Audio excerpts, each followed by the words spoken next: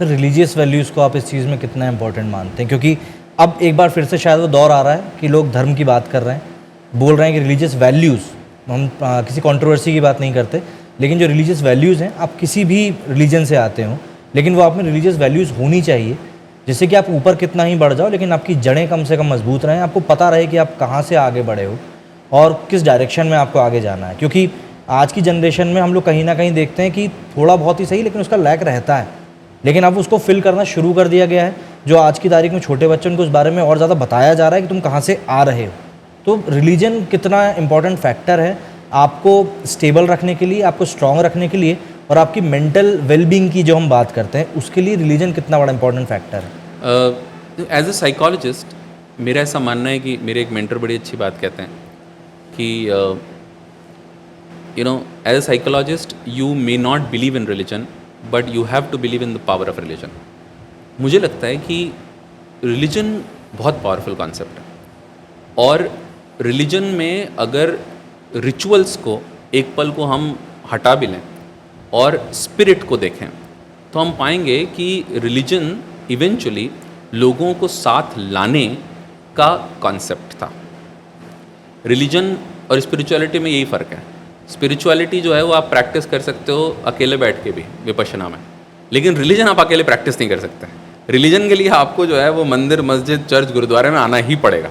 आपको दिवाली, ईद, क्रिसमस और गुरु पूर्णिमा मनाना ही पड़ेगा। कीर्तन में आपको जाना ही पड़ेगा। कीर्तन में जाना ही पड़ेगा। और मेरा मानना है यही तो खूबसूरती है उसकी, क्योंकि अगर आप देखो तो आप पाओगे कि लोग जब साथ आते हैं तो आपके अंदर जो हैं वो फील गुड केमिकल्स जो हैं, चाहे वो ऑक्सीटोसिन हो, चाहे वो सेरोटोनिन हो, चाहे वो डोपामीन हो, चाहे वो एंडोर्फिन्स हो, वो सारे सिक्रेट होने के चांसेस बढ़ जाते हैं।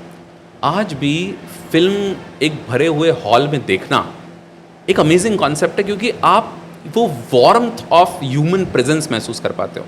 स्टेडियम में इतने सारे लोगों के बीच जो अजनबी थे आपके, उनके साथ क्रिकेट देखना आज भी एक एक्सिलरेटिंग कॉन्सेप्ट क्यों है?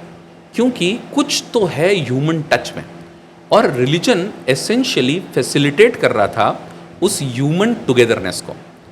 और अगर हम बियॉन्ड रिचुअल्स उस फंडामेंटल स्पिरिट को वापस से टैप कर सके तो मेरा मानना है कि रिलीजन और उससे जुड़ी हुई वैल्यूज़ आज भी मेंटल हेल्थ को एड्रेस करने में एक बहुत बहुत पोटेंट टूल है। क्योंकि सर अभी मैं अपने एग्जांपल शेयर करूंगा।